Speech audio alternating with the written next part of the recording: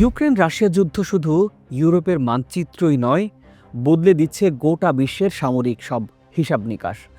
যুদ্ধক্ষেত্রে Russian fighter জেটের টানা হামলায় চরম চাপের মুখে পড়ে ইউক্রেন। চতুর্থ প্রজন্মের রুশ যুদ্ধবিমানগুলোর আঘাতে একের পর এক ক্ষয়ক্ষতির শিকার হয় কিয়েভ। সেই প্রেক্ষাপটেই মরিয়া হয়ে যুক্তরাষ্ট্রের আধুনিক ফাইটার জেট কেনার চেষ্টা শুরু করে ইউক্রেন। চোখে পড়ে মার্কিন F-16 ও F-35-এর দিকে।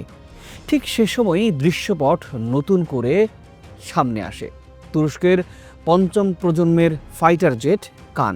2024 সালে কানের প্রোটোটাইপের সফল উড্ডয়নের পর বিশ্বজুড়ে শুরু হয় তোলপাড়ের। তুরস্কের দাবি এই ফাইটার জেট শুধু F-16ই নয়, বরং মার্কিন পঞ্চম প্রজন্মের F-35-এর থেকেও প্রযুক্তিগতভাবে এগিয়ে আছে। এখন প্রশ্ন উঠছে, দীর্ঘদিনের মার্কিন ও রুশ আধিপত্যের পর তবে কি যুদ্ধ বিমানের আকাশে শুরু হতে যাচ্ছে তুরস্কের যুগ? প্রিয় দর্শক, আসসালামু আলাইকুম। আমি শাহাদাত হোসেন আছি আপনাদের সাথে। আজকের বিশ্লেষণে জানাবো তুরস্কের সেই উচ্চাকাঙ্ক্ষী ফাইটার জেট কান নিয়ে। তুরস্কের এই স্বপ্নযাত্রার শুরুটা হয় প্রায় 1.5 দশক আগে। 2010 সালে দেশটির বিমান বাহিনীকে আধুনিক করার উদ্যোগ নেন প্রেসিডেন্ট রিসেপ তাইপ এরদোয়ান। তার লক্ষ্য ছিল বিদেশ নির্ভরতা কমিয়ে নিজস্ব প্রযুক্তিতে যুদ্ধ বিমান তৈরি করা। 2011 সালে সেই লক্ষ্য বাস্তবায়নে সুইডেনের বিখ্যাত প্রতিরক্ষা প্রতিষ্ঠান SAAB এর সাথে চুক্তিবদ্ধ হয় টার্কিশ অ্যারোস্পেস ইন্ডাস্ট্রি। তখন 3টি আলাদা ফাইটার জেট ডিজাইনের উপর কাজ শুরু হয়। 2016 সালে তুরস্কের ডিফেন্স ইন্ডাস্ট্রির প্রেসিডেন্সির সঙ্গে নতুন করে চুক্তি হয়। আর 2017 সালে যুক্তরাজ্যের ব্রিটিশ অ্যারোস্পেস সিস্টেম যুক্ত হওয়ার পর এই প্রকল্পটি পায় নতুন গতি। দেশীয় শতাধিক কোম্পানি এবং আন্তর্জাতিক 2 শতাধিক প্রতিষ্ঠানের অংশগ্রহণে শুরু হয় এক বিশাল প্রযুক্তির অভিযান। এর ফল আসে 2022 সালে।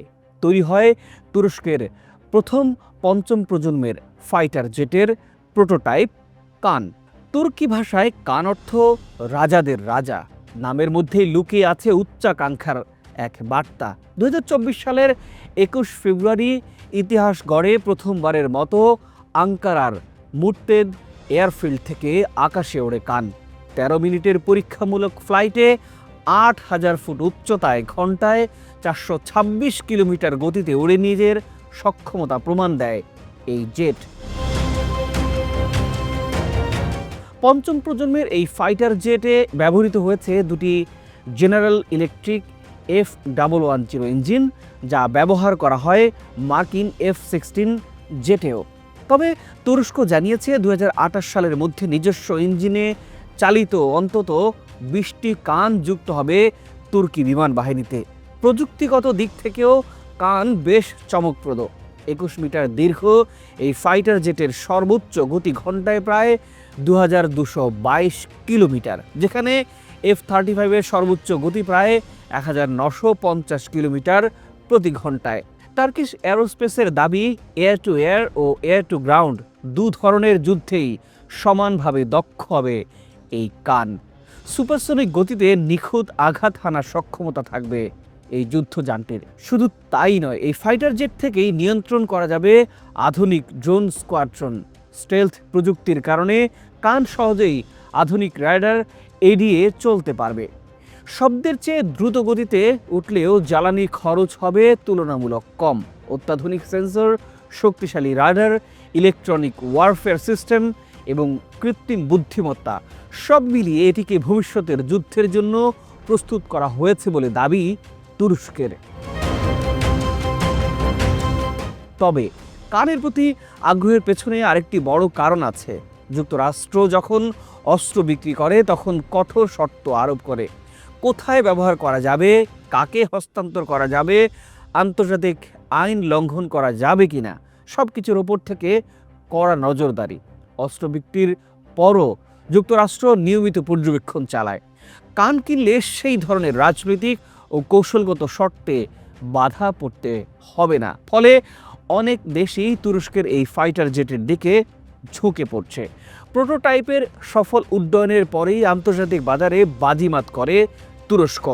আন্তর্জাতিক গণমাধ্যমের তথ্য অনুযায়ী ইন্দোনেশিয়া 48টি কান কেনার জন্য প্রায় 10 বিলিয়ন মার্কিন ডলারের চুক্তি করেছে। সৌদি আরব, আজারবাইজান, ইউক্রেন ও পাকিস্তানও আগ্রহ প্রকাশ করেছে। তুর্কি টুডে জানিয়েছে 2024 সালের ডিসেম্বরে সৌদি আরব 100টি কান কেনার বিষয়ে আলোচনায় বসে। সংযুক্ত আরব আমিরাতের সাথে যৌথ উৎপাদন নিয়েও আলোচনা হয়েছে। কান শুধু একটি ফাইটার জেটই নয়, এটি তুরস্কের সামরিক আত্মবিশ্বাসের এক প্রতীক। তবে তুর্কি ড্রোনের মতো এই যুদ্ধবিমানও আন্তর্জাতিক আকাশে কতটা সফল হবে তা এখনই নিশ্চিত করে বলা যাচ্ছে না। তবে প্রোটোটাইপ দিয়ে যে আলোড়ন সৃষ্টি হয়েছে তাতে ভবিষ্যতে অন্যান্য যে কোনো দেশের পাশাপাশি বাংলাদেশের সামরিক বহরেও তুর্কি ফাইটার জেট যুক্ত হওয়ার সম্ভাবনা পুরোপুরি উড়িয়ে দেওয়া যাচ্ছে না। সব জল্পনা কল্পনার চূড়ান্ত উত্তর মিলবে তখনই যখন বাণিজ্যিক উৎপাদনে যাবে তুরস্কের এই নয়া প্রযুক্তি কান। প্রিয় দর্শক, আপনি কি মনে করেন বাংলাদেশের জন্য কোন যুদ্ধবিমান সবচেয়ে উপযুক্ত? মন্তব্যে আপনার অভিমত জানাবেন। আজ এ পর্যন্তই। ভালো থাকুন, সুস্থ থাকুন। দেখা হবে পরের পর্বে।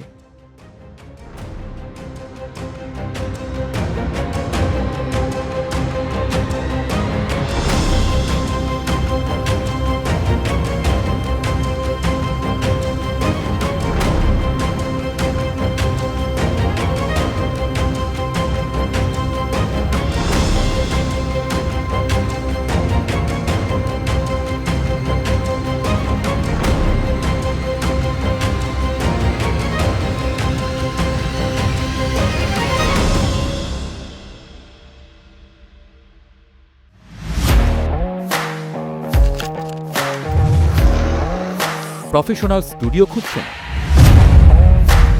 ঢাকার প্রাইম লোকেশন নয়াপল্টনে দেশ সমাচার স্টুডিও আপনার কন্টেন্ট প্রোডাকশনের নির্ভরযোগ্য ঠিকানা। এখানে পাবেন 4K ক্যামেরায় মাল্টি অ্যাঙ্গেল রেকর্ডিং, আছে গ্রিন ও ব্ল্যাক স্ক্রিন সেটআপ, উন্নত মানের মাইক্রোফোন ও sound proof voice over booth. আপনার পছন্দ মতো স্টুডিও ডিজাইন করার সুযোগও থাকছে। Hazrat Shahjalal news content, talk show, interview বা পডকাস্ট যা কিছুই করেন এখানে পাবেন প্রফেশনাল সেটআপ আর ফুল এডিটিং সাপোর্ট।